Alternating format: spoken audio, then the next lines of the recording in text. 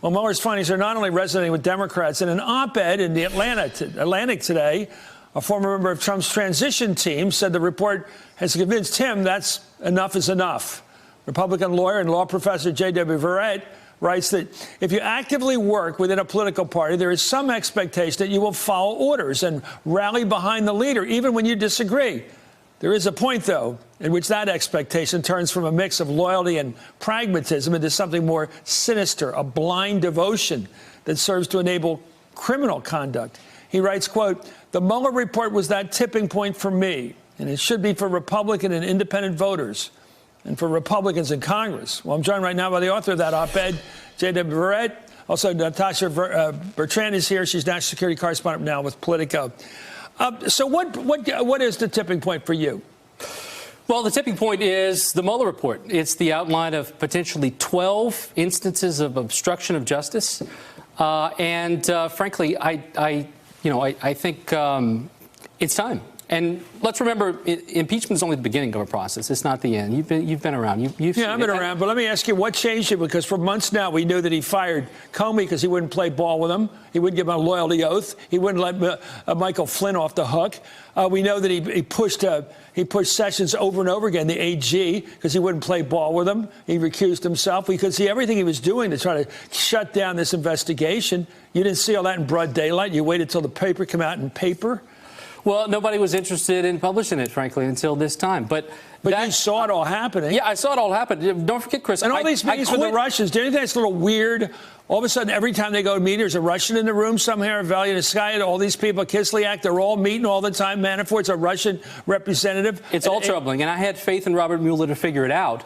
And remember, I quit the transition team before he was elected, long before he was elected. So, when did you stop believing in Trump as a leader? I never believed in him as a leader. I hope to guide his policy decisions in a good direction like a lot of other Republicans. Did you vote for him? No, I voted for Evan McMullin. Oh, wow. That's interesting. Natasha, let me talk about this thing here with where we're going now with this investigation. Jared Kushner today said that the investigation of Russian interference in the election was worse than the interference itself. Here he is.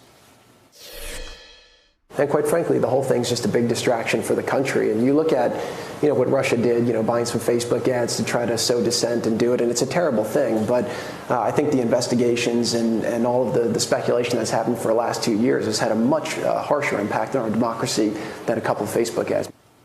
A couple of Facebook ads. Kushner downplayed Russia's influence in Facebook as a couple of ads.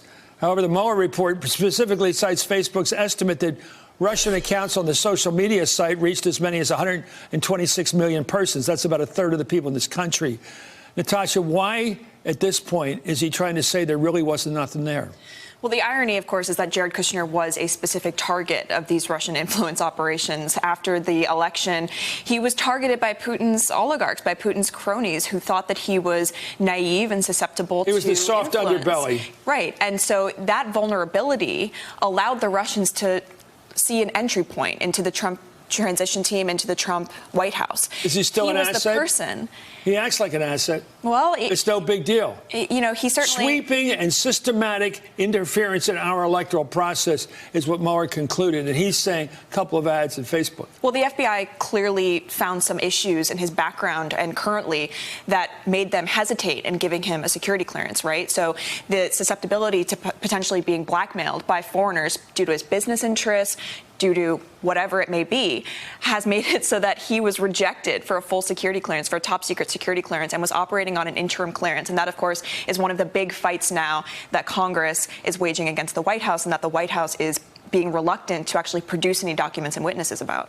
Well, one of Trump's most outspoken allies, Senator Lindsey Graham, is still pretending the Mueller report vindicates the president, even though it provides a compelling case that Trump obstructed justice. Here's Graham. There's going to be a stampede to impeach President Trump. They're going to use the Mueller report, anything they can find to try to destroy his presidency. The Mueller report, to me, is vindication of President Trump. It's a far cry from the Graham of 1999 who insisted that then-President Clinton should be impeached for obstructing justice. This is about a person out of control who took the law, turned it upside down. Every time there was a crossroads, he put his personal and legal interest ahead of the nation. He's the chief law enforcement officer of the land. He encouraged people to lie for him. He lied. I think he obstructed justice. I think there's a compelling case that he has, in fact, engaged in conduct that would be better for him to leave office than to stay in office. Explain the Republican soul to me, JW. You were close to it. You were in the transition. How do they work these things out morally to trash Clinton for his, well, bad behavior, but Trump gets a ride, a free ride? I see a huge difference between the principled conservative and libertarian soul, where I identify with, and the Republican Party. The Republican Party and Republican, politicians are tools for me to implement principled policy. That's it. When that tool is useless, it's time to set it aside. But more importantly, we're not even talking about that. No, 9 out of 10 Republican voters have been going along with Trump, despite the Access Hollywood grossness, despite the women he paid off. All this evidence, if they'd got out on Bill Clinton, they would have thrown him out. And the same with Hillary. They had nothing on her. If they had any of this, they would have thrown her out. Well, I think How do they have this double standard that they just seem to, what do they have the word, wallow in? I can't think of a better word for they wallow in the double standard. I think you're far too quick to just sort of jump over the problems with Clinton. I think the primary system. I'm not jumping over. I was tough on him, but I also noticed that the Republicans. Well, I think that we nominated two very flawed people that didn't represent the best of us. I think we can at least agree on that. I wish more Democrats had spoken up back then, but now's the time for people like me to stand up. And I think, frankly, as the hearings proceed forward, as the American people read the Mueller report from Amazon, it's very popular right now, I think the tide's going to turn. I really do. Which way? It's going to turn in favor of impeachment. I don't think there's any. When are the Republicans going to join that? I mean, Maxine Waters, I think, has a realistic view. I think Joe Weinberg's somewhat unrealistic, thinking that a little more evidence, another set of hearings, another testimony by somebody, and all of a sudden, Mitch McConnell's going to say, the sky has cleared for me.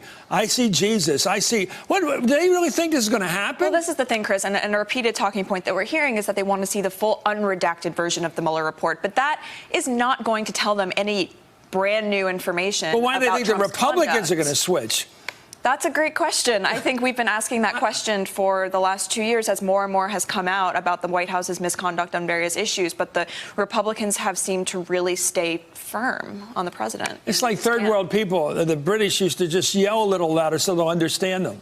Well, they speak a different language. That's the problem. They speak a different language, the Republicans, the Democrats. They don't. Well, your last thought. We have seen the top lines debated. We haven't seen the nitty-gritty. This is nitty-gritty soap opera style details. Give the people time to process. I trust they'll do the right thing. Okay.